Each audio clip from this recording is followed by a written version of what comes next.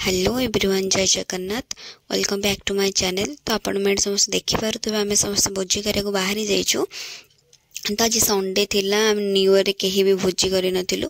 तो भाविलु कि गोटे भोजीटे करदेबू। तो आम समस्त बाहरी गलु।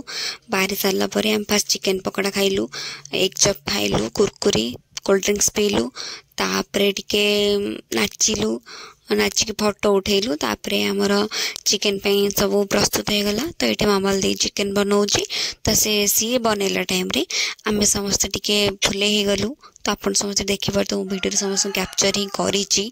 तो से तापरे मामल दी टी नाचिदेला। से नाचबार कारण हूँ कि पुणी चिकेन पकड़ा खियाई ना, तो झड़िले तो से खाइब ना।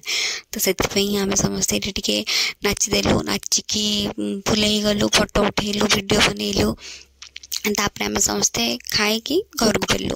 तो घर को फेरला बेले तो आम समस्ते देखिलु कि आम गाँ पिला सब भोजी करते। तो तांको आम देखिलु, तांको देखा बेले आम टिके बाय बाय करदेलु। तो आम समस्ते चली चली आसलु। आसला बेले स्पीकर गीत बजी बजी टिके नाची नाची एटू घर को फेरलु। बास एतिक ही वीडियो। तो वीडियो आपण मन समस्त भल लगी लाइक से सब्सक्राइब करदे। तो थैंक यू।